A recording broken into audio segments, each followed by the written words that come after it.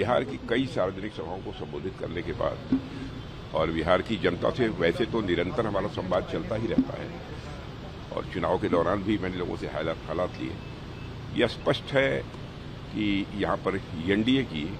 2/3 majority से सरकार बनने जा रही है। सर, आप लगातार जनसभा को संबोधित करते हैं, तेजस्वी यादव करें कि बीजेपी अपने सारे बड़े नेताओं को फिल्म उतार दिया, फिर भी बिहार में बदलाव होने जा रहे हैं। मैंने ये दावा करने दीजिए उनको। मैं मानता हूं उनका यह दावा पूरी तरह से बेबुनियाद है, वह निराधार है। फैसला जनता को करना है और बिहार की जनता ने मन बना लिया है और मन इसलिए बनाया है कि पिछले 20 वर्षों में जिस तरीके से विकास को गति दी है यहाँ नीतीश कुमार जी ने, यह बात सबके चित्त में बैठी हुई है। सब लोग ये मानते हैं कि अराजकता और जंगल राज की स्थिति से किसी ने अब तक काफी हद तक उबारा है इस बिहार को, तो नीतीश कुमार ने उबारा है, एनडीए की सरकार ने उबारा है और आगे भी इस काम को आगे बढ़ाने का कोई काम कर सकता है और पूरे भारत में ही नहीं बल्कि अंतर्राष्ट्रीय जगत में बिहार की प्रतिष्ठा को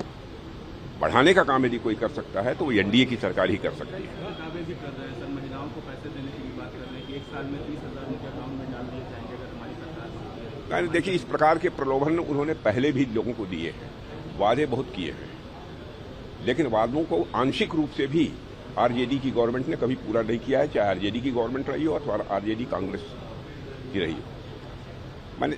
उनके कहने और करने में, उनके वर्ड्स और डीड्स में बराबर अंतर रहा है और उनके वर्ड्स और डीड्स यानी कहने और करने में अंतर होने के कारण ही एक विश्वास का संकट पैदा हुआ है और जिसका एहसास बिहार की हर जागरूक जनता को है। क्योंकि राजनीतिक दृष्टि से मैंने देखा है कि बिहार की जनता बहुत ही जागरूक है और बहुत ही सोच समझकर फैसला करेगी और यहाँ पर 2/3 क्लियर मेजॉरिटी के साथ, 2/3 मेजॉरिटी के साथ यहाँ पर एनडीए की गवर्नमेंट बनेगी। राहुल गांधी कह रहे हैं कि महागठबंधन की सरकार बन रही है और भारतीय जनता पार्टी लगातार वोट चोरी करने का काम कर रही है। देखिए, अब ऐसा है ना कि ऐसे अब शब्दों का प्रयोग तो वही कर सकते हैं और उनके द्वारा तो इसके पहले भी बराबर इसी तरीके की बेबुनियाद और निराधार बातें। एक लाख सवाल की एनडीए की तरफ से लगातार विकास की बात करी जा रही है, लेकिन जंगल राज पर ज्यादा फोकस क्यों करना पड़ रहा है? देखिए, ऐसा है, विकास तो हुआ है, इस सच्चाई को कोई नकार नहीं सकता। सेंटर में भी